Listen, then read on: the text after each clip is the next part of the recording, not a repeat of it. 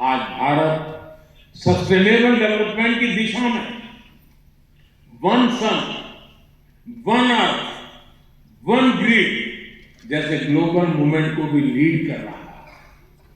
आपको याद होगा 2023 में भारत ने जब G20 समिट को होस्ट किया था, हमने उसकी भी थीम रखी थी one earth, one family, one future.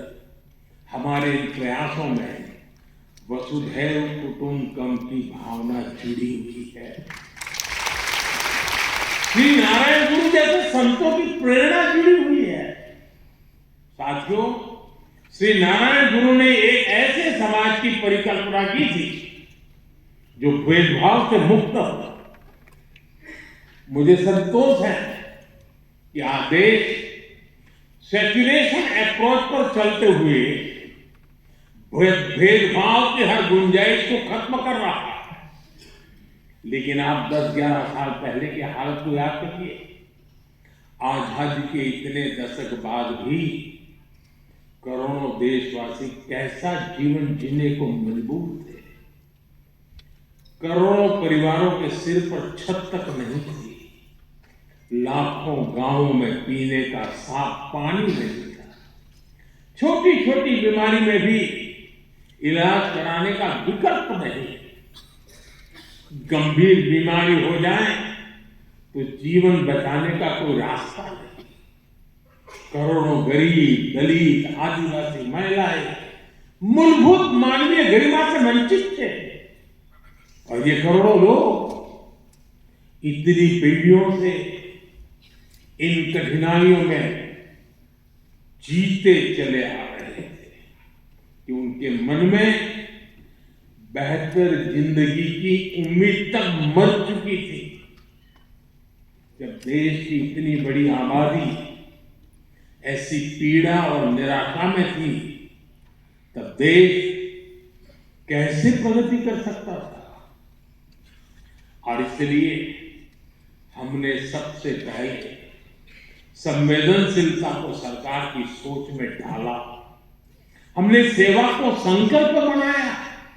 इसी का परिणाम है कि हम पीएम आवास योजना के तहत करोड़ों गरीब, दलित, पीड़ित, शोषित, वंचित परिवारों को पक्के घर दे पाए। हमारा लक्ष्य हर गरीब को उसका पक्का घर देने का है। और ये घर केवल ईंट सीमेंट का ढांचा नहीं होता, उसमें घर की संकल्पना साकार होती है, तमाम जरूरी सुविधाएं होती है।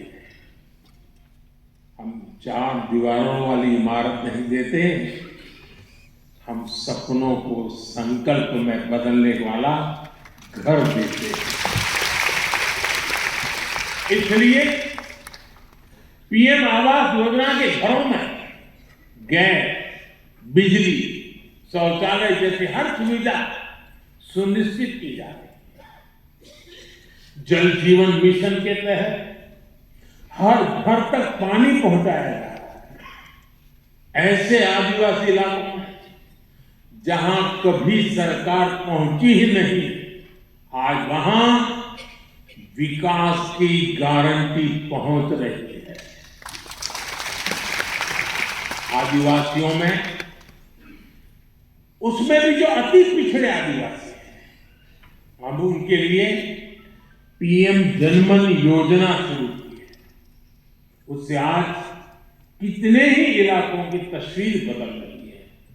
इसका परिणाम यह है कि समाज में अंतिम पायदान पर खड़े व्यक्ति में भी नई उम्मीद जगी है। वो न केवल अपना जीवन बदल रहा है, बल्कि वो राष्ट्र निर्माण में भी अपनी मजबूत भूमिका देख रहा है। साथियों,